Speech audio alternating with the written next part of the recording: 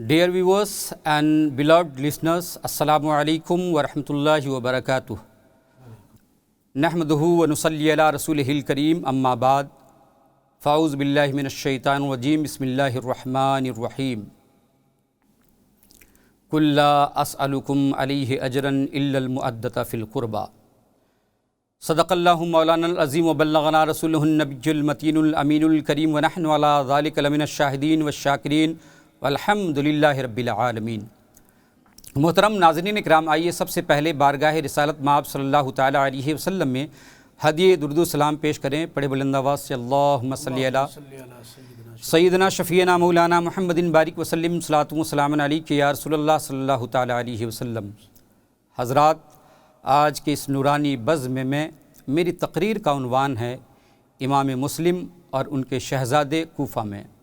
میری کوشش ہوگی کہ مذکورہ عنوان پر اپنی بساط کے مطابق بھرپور روشنی ڈال دوں. ناظرین اکرام، میں نے جس آیت کریمہ کی تلاوت کا شرف حاصل کیا ہے اس کا ترجمہ ہے، اللہ ارشاد فرماتا اپنے حبیب سے، تم فرماؤ میں اس تبلیغ رسالت اور ارشادات و ہدایت پر تم سے کچھ اجرت نہیں مانگتا مگر قرابت کی محبت. ناظرین اکرام، اگر میں مذکورہ آیت کی ترجمانی اپنی جملوں میں کروں تو کہہ سکتا ہوں کہ رب نے اپنے حبیب محمد عربی صلی اللہ علیہ وسلم سے فرمایا، اے میرے پیارے حبیب، آپ اعلان فرما دیجئے، اے میرے امتیوں، میرا کلمہ پڑھنے والوں، میرے صدقے میں اللہ عز و جل نے تم کو ہر طرح کی نعمتوں سے بہرور کیا، تمہیں ایمان جیسا قیمتی دولت عطا فرمایا، یہاں تک کہ تمہارا پورا وجود ہی میری ذات کی مرہون منت ہے. تو ان تمام احسانات کے بدلے میں تم سے کوئی اجرت نہیں مانگتا. I am not going to ask any compensation for this services. ہاں، اگر میں تم سے کچھ طلب کرتا ہوں تو وہ ہے اپنے قرابت داروں کی محبت و الفت. اے میرے غلاموں، تم میری آل پاک سے محبت و وفاداری کرنا. تم حضرت علی مرتضیٰ شیر خدا مشکل کشا حیدر کرار رضی اللہ تعالیٰ عنہ سے پیار کرنا. تم میری پیاری لخت جگر نور نظر سیدہ فاطمہ زہرا رضی اللہ تعالیٰ عنہا کی توقیر کرنا. میرے نواس حسنین کریمین رضی اللہ تعالیٰ عنہما سے محبت و عقیدت رکھنا، اور انہی سے محبت رکھنے کا اجر تمہیں بارگاہ خداوندی سے ملے گا.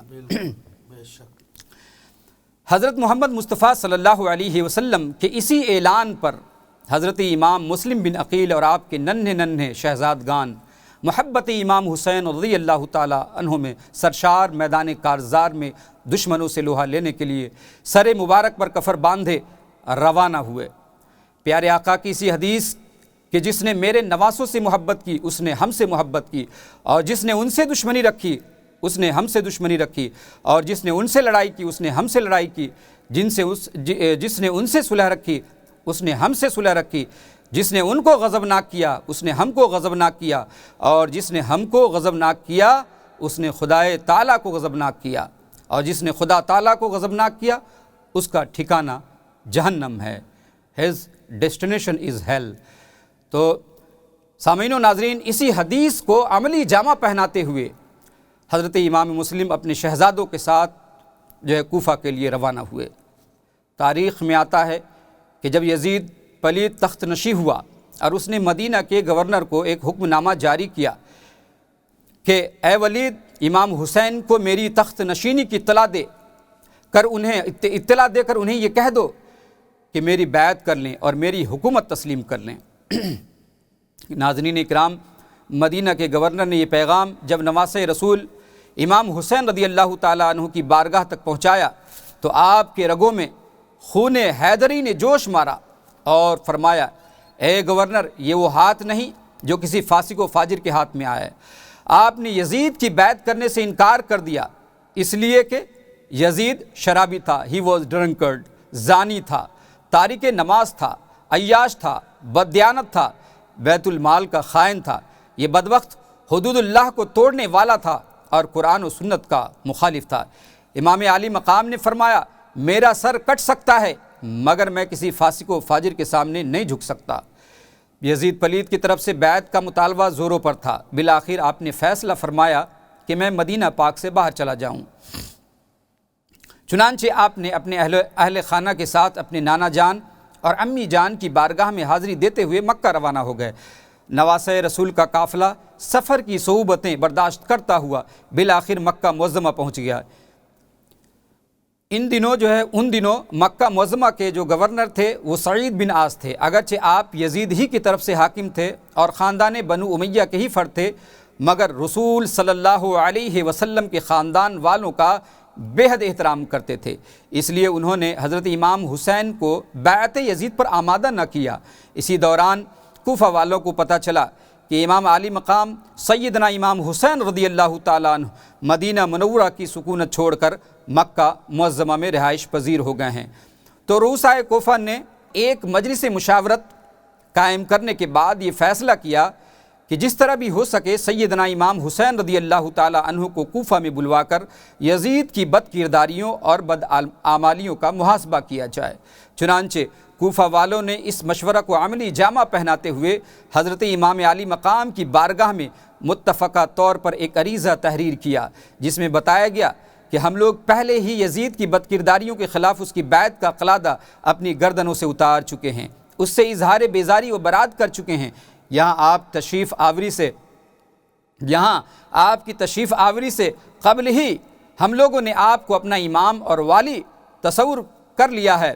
الغرض یہ ہے کہ امام عالی مقام کے پاس اس طرح کے کئی خطوط آئے تو امام عالی مقام نے اپنے احباب سے مشورہ کیا تو یہ طے پایا کہ سب سے پہلے کوئی دوسرا شخص جا کر وہاں کے حالات کا جائزہ لے کر خط لکھے، بعد ازاں جو بھی مناسب ہوگا اس پر عملی اقدام اٹھایا جائے گا۔ چنانچہ فیصلہ کیا گیا کہ حضرت مسلم بن عقیل رضی اللہ تعالیٰ عنہ کوفہ تشریف لے جائیں اور وہاں کے حالات سے مکمل طور پر آگاہ فرمائیں۔ حضرت امام مسلم بن عقیل آپ کے چچا حضرت عقیل بن ابی طالب کے بیٹے تھے۔ آپ کا لقب سفیر حسین ہوا کیونکہ جب کوفیوں کے خطوط اور ان کے وفد کا سلسلہ دراز ہو گیا تو حضرت امام حسین رضی اللہ تعالیٰ عنہ نے حالات کا جائزہ لینے کے لیے آپ کو اپنا قائم مقام بنا کر بھیجا۔ جن کو حضرت امام حسین رضی اللہ تعالیٰ عنہ نے اپنا قائم مقام بنا کر بھیجا وہ اور کسی کی ذات نہیں تھی بلکہ حضرت امام مسلم بن عقیل رضی اللہ تعالیٰ عنہ کی ذات تھی۔ حضرت امام مسلم بن عقیل امام علی مقام کا حکم پا کر روانہ ہو جاتے ہیں۔ مدینہ طیبہ پہنچ کر آقائے دو جہاں سرور کائنات محمد عربی صلی اللہ علیہ وسلم کی بارگاہ میں حاضری دیتے ہیں اور اپنے دونوں بیٹے محمد ابراہیم کو ساتھ لے کر کوفہ روانہ ہو جاتے ہیں۔ محترم سامعین و ناظرین، راستے کی تکالیف اور صعوبتوں کو برداشت کرتے ہوئے جب آپ کوفہ پہنچتے ہیں تو کوفہ والوں نے آپ کا شاندار استقبال کیا، موسٹ ویلکم کیا۔ امام حسین کا نائب سمجھ کر گروہ در گروہ، جماعت در جماعت آپ کے ہاتھ پر بیعت کرنے لگے۔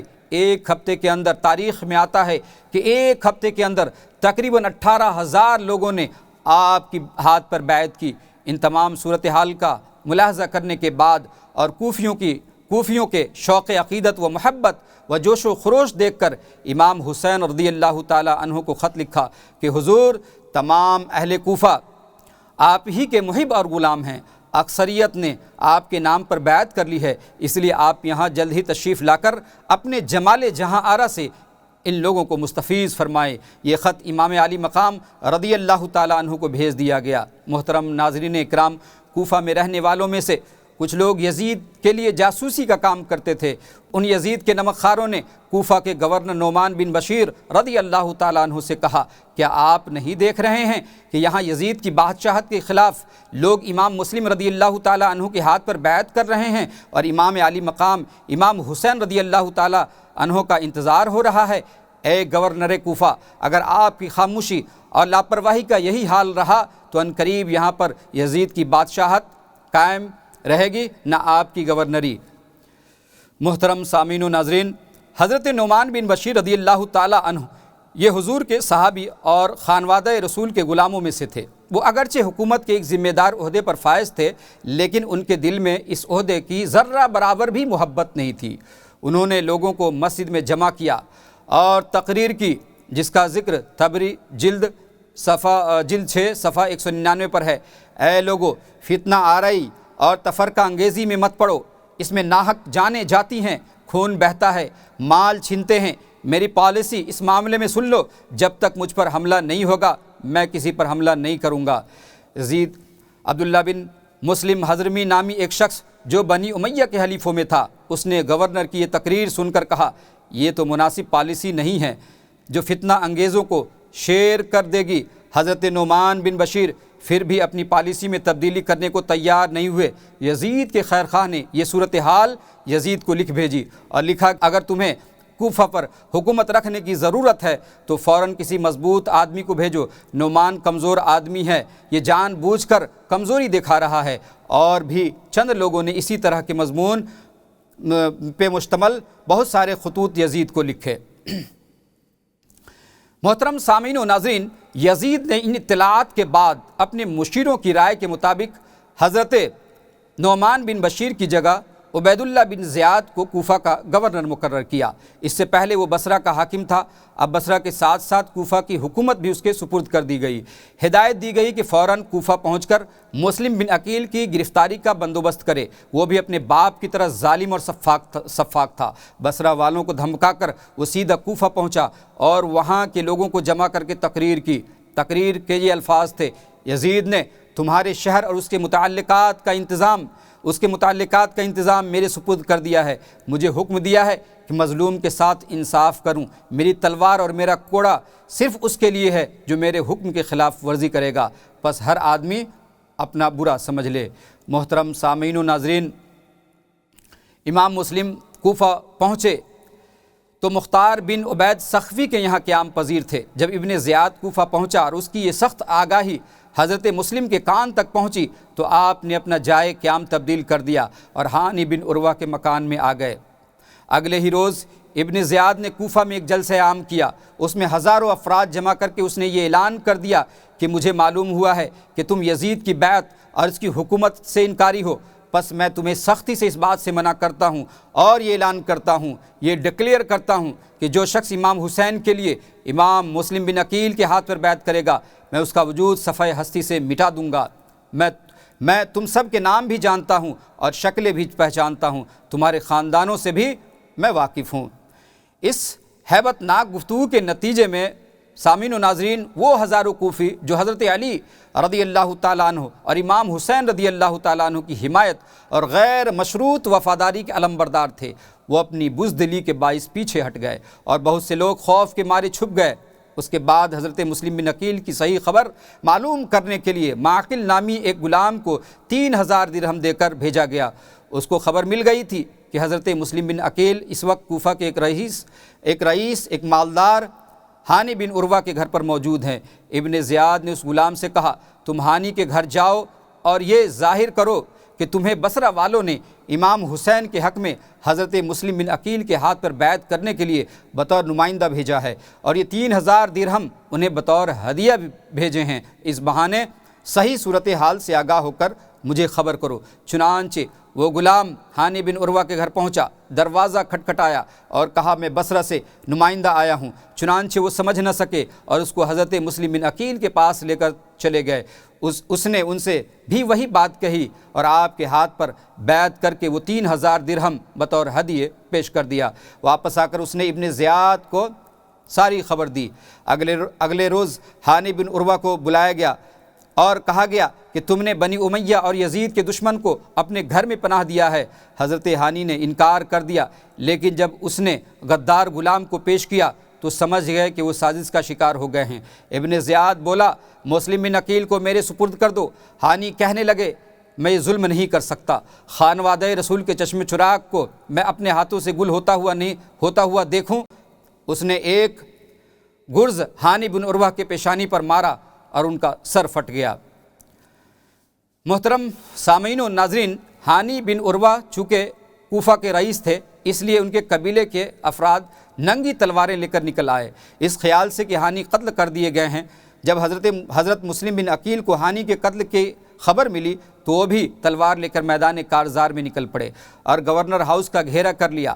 ابن زیاد نے جب یہ منظر دیکھا تو گھبرا گیا اور کوفہ کے جن لوگوں کو اس نے پکڑ رکھا تھا ان سب کو چھت سے دکھا کر کہا کہ تمہارے سارے لوگ زندہ ہیں، سب کو ایک دوسرے کا واسطہ دلا کر ایک دوسرے سے انتشار پیدا کرنے لگا، یہاں تک کہ مغرب کے وقت کم و بیش 500 آدمی بچے۔ جب آپ نے یعنی حضرت مسلم بن عقیل نے مغرب کی نماز کی نیت کی تو آپ کے ساتھ 500 آدمی تھے، لیکن جب آپ نے سلام پھیرا تو ایک شخص بھی موجود نہیں تھا۔ اندھیری رات میں ظالم و بے وفا لوگ حضرت مسلم بن عقیل کو تنہا چھوڑ کر گھروں کو واپس چلے گئے۔ یہی وہ لوگ تھے جو کل تک غیر مشروط وفاداری کا ڈھنڈورا پیٹ رہے تھے، حب اہل بیت کے بڑے بڑے دعوے کر رہے تھے، اللہ اور اس کے رسول کا واسطہ دے رہے تھے۔ آج جب بات آئی عہد وفا کی تو جھوٹی محبت کے دم بھرنے والے سارے کوفی بھاگ کھڑے ہوتے ہیں، حضرت مسلم بن عقیل کو بے یار و مددگار چھوڑ دیتے ہیں۔ He was helpless, he was stranded, but he was confident because Allah Almighty is going to give his better exchange on the day of judgment۔ چنانچہ مسجد سے نکلنے کے بعد تھک ہار کر ایک گھر کے سائے میں بیٹھ جاتے ہیں، دل پریشان ہے۔ حضرت امام حسین رضی اللہ تعالیٰ عنہ کی یاد دل کو تڑپا دیتی ہے۔ وہ سوچتے ہیں کہ میں نے امام حسین رضی اللہ تعالیٰ عنہ کی جناب میں خط لکھ دیا ہے، تشریف لانے کی التجا کی ہے۔ اس بدعہد قوم کے اخلاص و عقیدت کا ایک دلکش نقشہ امام علی مقام کے حضور پیش کیا ہے، تشریف لانے پر زور دیا ہے۔ یقیناً امام حسین رضی اللہ تعالیٰ عنہ میری التجا رد نہ فرمائیں گے اور یہاں کے حالات سے مطمئن ہو کر مع اہل و عیال چل پڑے ہوں گے۔ یہ غم دل کو الگ گھائل کر رہا تھا۔ اپنی تحریر پر شرمندگی و انفعال اور حضرت امام رضی اللہ تعالیٰ عنہ کے خطرات علیحدہ بے چین کر رہے تھے۔ موجودہ پریشانی الگ دامنگیر تھی۔ اس حالت میں حضرت مسلم بن عقیل رضی اللہ تعالیٰ عنہ کو پیاس معلوم ہوئی۔ سامنے ایک گھر نظر آیا، ایک گھر پر نظر پڑی جہاں طوع نامی ایک عورت موجود تھی۔ اس سے آپ نے پانی مانگا، اس نے آپ کو پہچان کر پانی دیا اور اپنی سعادت سمجھ کر اپنے مکان میں جگہ دی۔ اس عورت کا بیٹا محمد ابن اشعث کا آدمی تھا، اس نے فوراً ہی اس کو خبر دی اور اس نے ابن زیاد کو اس پر مطلع کیا۔ عبید اللہ بن زیاد نے عمرو بن حریث اور محمد بن اشعث کو بھیجا۔ ان دونوں نے ایک جماعت ساتھ لے کر طوع کے گھر کا محاصرہ کر لیا اور چاہا کہ حضرت مسلم کو گرفتار کر لیں۔ حضرت مسلم رضی اللہ تعالیٰ عنہ اپنی تلوار لے کر باہر نکلیں اور ظالموں سے مقابلہ شروع کر دیا۔ جب انہوں نے دیکھا کہ وہ مقابلے کے ذریعے قابو نہیں پا سکتے تو یہ سوچ کر انہوں نے فریب اور مکاری سے امن و صلح کا اعلان کر دیا، یعنی ایک طریقے سے حضرت مسلم بن عقیل کو انہوں نے دھوکہ دیا، چیٹ کیا۔ حضرت امام مسلم سے عرض کیا کہ ہمارے اور آپ کے درمیان جنگ کی ضرورت نہیں ہے، آپ سے صرف اتنی التجا ہے کہ آپ ابن زیاد کے پاس تشریف لے چلیں اور گفتگو کے ذریعے معاملات طے کر لیں۔ چنانچہ یہ لوگ حضرت مسلم رضی اللہ تعالیٰ عنہ کو مع ان کے دونوں صاحبزادوں کے عبید اللہ بن زیاد کے پاس لے کر روانہ ہوئے۔ اس بدبخت نے پہلے ہی سے دروازے کے دونوں پہلو میں اندر کی جانب تیغ زن چھپا رکھے تھے اور انہیں حکم دے دیا تھا کہ حضرت مسلم رضی اللہ تعالیٰ عنہ دروازے میں داخل ہوں تو ایک دم دونوں طرف سے ان پر وار کیا جائے۔ حضرت مسلم کو اس کی کیا خبر تھی؟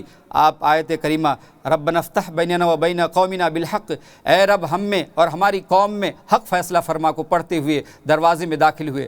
داخل ہونا تھا کہ اشقیاء نے دونوں طرف سے تلواروں کے وار کیے اور راہ حق کا مظلوم مسافر ہدایت دین کی بے رحمی سے شہید ہو گیا۔ ان للہ و ان الیہ راجعون۔ محترم سامعین و ناظرین، یہ حضرت امام حسین کے پہلے جاباز سپاہی تھے جنہوں نے اپنی جان حضرت امام حسین کے بارگاہ میں بطور نذرانہ پیش کیا۔ محترم سامعین و ناظرین، دونوں صاحبزادے بھی آپ کے ساتھ تھے۔ انہوں نے اپنی نگاہوں کے سامنے اپنے شفیق والد کا سرتن سے جدا ہوتے ہوئے دیکھا۔ چھوٹے چھوٹے بچوں کے دل غم سے پھٹ گئے، اس صدمہ سے لرزنے اور کانپنے لگے کہ ایک بھائی دوسرے بھائی کو دیکھتا تھا، ان کی سرمگی آنکھوں سے خونی اشک جاری تھے، لیکن اس مارکہ ستم میں کوئی شخص ان معصوم بچوں کی مدد اور ان پر رحم کرنے والا نہیں تھا۔ ظالموں نے ان بچوں کو بھی شہید کر ڈالا۔ ان تمام شہیدوں کے سر گلی کوچوں میں بے حیائی کے ساتھ پھرائے گئے اور کوفیوں نے اپنی سنگ دلی اور مہمان کشی کا عملی طور پر ثبوت پیش کیا۔ تاریخ کے اکثر کتابوں میں بچوں کی شہادت کا واقعہ اسی طرح مذکور ہے کہ حضرت امام مسلم کی شہادت کے بعد آپ کے دونوں بچوں کو بھی شہید کر دیا گیا۔ مگر سامعین و ناظرین، روضۃ الشہداء میں ملا حسین کاشفی نے صفحہ 150 پر اس واقعہ کو اس طرح بیان کیا ہے کہ حضرت مسلم بن عقیل نے ان دونوں صاحبزادوں کو قاضی شریح کے یہاں بھیج دیا اور حضرت امام مسلم بن عقیل کی شہادت کے بعد قاضی شریح نے چاہا کہ کسی طرح ان بچوں کو ان ظالموں کے چنگل سے بچا کر انہیں مدینہ بھیج دیا جائے۔ تحقیق کے بعد معلوم ہوا کہ ایک قافلہ مدینہ طیبہ کی طرف روانہ ہو رہا ہے، قاضی شریح نے اپنے بیٹے اسد شریح کو حکم دیا کہ ان بچوں کو قافلے کے پاس لے جا کر چھوڑ دو۔ جب اسد شریح بچوں کو لے کر اس مقام پر پہنچے جہاں سے قافلہ روانہ ہونا تھا تو معلوم ہوا کہ قافلہ پہلے ہی روانہ ہو چکا ہے، اور وہ بچوں کو لے کر قافلے کی طرف دوڑتے ہیں۔ کچھ دور جانے کے بعد انہیں گرد نظر آتی ہے، وہ بچوں سے کہتے ہیں کہ تم لوگ اب یہاں سے تیز دوڑو، وہ دیکھو قافلہ جا رہا ہے۔ وہ ننھے پیارے پیارے بچے قافلے کے پیچھے دوڑتے ہیں، لیکن اپنی کم عمری اور خاردار راستوں کی وجہ سے تیز دوڑنے سے عاجز ہو جاتے ہیں۔ قافلہ آگے نکل جاتا ہے، اب اٹھنے والی گرد بھی نظر نہیں آتی ہے۔ وہ بچے رات بھر بھٹکتے رہے اور ایک دوسرے کے گلے لگ کر روتے رہے۔ محترم سامعین و ناظرین، دن کو اجالا ہوتے ہی ابن زیاد کے سپاہی ان کی تلاش میں وہی آ پہنچے جہاں شہزادے کھڑے تھے۔ انہوں نے ان کے چہرے کے حسن سے پہچان لیا کہ خاندان نبوت کے چشم و چراغ معلوم ہوتے ہیں۔ فوراً سپاہی انہیں گرفتار کر کے ابن زیاد کے پاس لے جاتے ہیں اور جیل میں ڈال دیتے ہیں۔ بچے اس کالی کوٹری میں خوف و دہشت کے عالم میں ایک دوسرے سے لپٹ جاتے ہیں۔ 3 دنوں سے کچھ نہ کھانے کی وجہ سے بھوک اور رنج و غم کے آثار چہرے سے نمایاں ہوتے ہیں۔ رات بھر رسیوں سے بندھے ہونے کی تکلیف سے رونے اور تڑپنے لگتے ہیں۔ یہ منظر دیکھ کر ایک سپاہی پہرے دار کو ترس آ جاتا ہے۔ اس نے چپکے سے ان کی رسی کھول دی اور اپنی انگوٹھی انہیں دے کر کہنے لگے کہ میں بھی تمہارے خاندان سے محبت کرنے والا ایک فرد ہوں، لیکن حالات نے ظلم و بربریت پر مجبور کر دیا ہے۔ میری انگوٹھی لے جاؤ، چپکے سے قادسیہ کے مقام پر پہنچ جاؤ، وہاں فلاں نام کا میرا بھائی رہتا ہے، اس کو یہ انگوٹھی دکھا دینا، وہ تمہیں مدینہ پہنچا دے گا۔ ان معصوم بچوں کو کیا معلوم کہ قادسیہ کہاں ہے، ڈر سے کسی سے پوچھنے کی ہمت بھی نہ تھی۔ رات بھر چلتے رہے، جب صبح ہوئی تو دیکھا کہ کوفہ کی گلیوں میں ہی چکر لگا رہے ہیں۔ کیا دیکھتے ہیں کہ سامنے ایک خشک تناور درخت ہے، جا کر اس کی کھو میں بیٹھ جاتے ہیں۔ ایک لونڈی درخت کے قریب چشمے سے پانی بھرنے آتی ہے، پانی میں ان دونوں معصوم بچوں کا عکس دیکھتی ہیں۔ پیچھے مڑ کر دیکھتی ہیں تو انہیں 2 خوبصورت بچے درخت کی کھو میں بیٹھے ہوئے نظر آتے ہیں۔ ان سے پوچھتی ہے کہ تم کون ہو اور یہاں کیوں بیٹھے ہو؟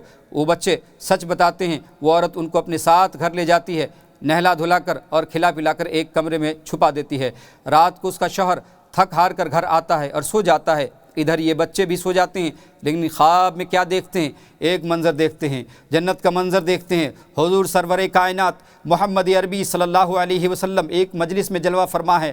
آپ کے ساتھ حضرت علی شیر خدا اور سیدہ کائنات فاطمہ الزہرا بھی ہیں، حضرت امام حسن بھی ہیں، ان کے والد حضرت مسلم بن عقیل بھی ہیں۔ حضور حضرت مسلم بن عقیل سے فرما رہے ہیں کہ بیٹے مسلم بن عقیل خود آ گئے ہو اور بچوں کو اکیلا چھوڑ آئے ہو۔ اس پر حضرت مسلم بن عقیل عرض کرتے ہیں، یا رسول اللہ، چند گھڑیوں کی بات ہے، وہ بھی آ رہے ہیں۔ پس جب انہوں نے یہ گفتگو سنی اور یہ منظر خواب میں دیکھا تو چیخ پڑے، آواز بلند ہوئی تو اس ظالم کی آنکھ کھل گئی۔ اس نے اپنی بیوی سے پوچھا کہ کمرے میں کون بچے رو رہے ہیں؟ اس نے بہانہ بنانا چاہا، مگر وہ دروازہ توڑ کر اندر گھس گیا اور آ کر بچوں کے گیسوؤں کو پکڑ کر تماچے مارنے لگا اور کہنے لگا، میں 3 دن سے تمہاری تلاش میں ہوں اور تم میرے گھر میں ہی آرام کر رہے ہو۔ بالآخر بچوں کو دریائے فرات کے کنارے لے جا کر شہید کر دیا گیا۔ ان للہ و انا الیہ راجعون۔ اس طرح حضرت امام مسلم بن عقیل اور آپ کے شہزادوں نے نواسۂ رسول، گلشن زہرا کے پھول، سید الشہداء امام علی مقام کی محبت میں اپنی اپنی جانوں کا نذرانہ پیش کر دیا اور دنیا کو یہ پیغام دے دیا، حب اہل بیت اطہار میں معلوم متا تو کیا، اپنی جان اور اولاد کا نذرانہ بھی کم ہے۔ کسی شاعر نے کیا خوب کہا ہے، کیا خوب منظر کشی کی ہے، شہزاد گانے حضرت مسلم پہ ہو سلام، شہزاد گانے حضرت مسلم پہ ہو سلام، اس رہ روان راہ شہادت پہ ہو سلام، جو گلستان سید عالم کے پھول ہیں، جو گلستان سید عالم کے پھول ہیں، ان کے شرف کو، ان کی فضیلت پہ ہو سلام، اور جن کے لہو سے دین کے روشن ہوئے چراغ، ان کے لہو کے فضل و کرامت پہ ہو سلام۔ محترم سامعین و ناظرین، میں انہی جملوں کے ساتھ اپنی گفتگو ختم کرتا ہوں۔ رب کریم کی بارگاہ میں التجا کرتا ہوں کہ مولا سننے سنانے میں کسی طرح کی غلطی ہو گئی ہو تو معاف فرما، استغفر اللہ ربی من کل ذنب و اتوب الیہ۔ اور اخیر میں آپ تمامی حضرات کی بارگاہ میں یہ التماس کروں گا کہ اظہار چینل کو زیادہ سے زیادہ دیکھیں، اپنے دوست و احباب تک شیئر کریں، اور حضور قائد ملت کا جو خواب ہے ان کا وہ خواب شرمندہ تعبیر ہو۔ انہی جملوں کے ساتھ میں آپ سے اجازت چاہتا ہوں، انشاءاللہ العزیز پھر ملاقات ہوگی کسی اور پروگرام میں۔ السلام علیکم ورحمۃ اللہ وبرکاتہ۔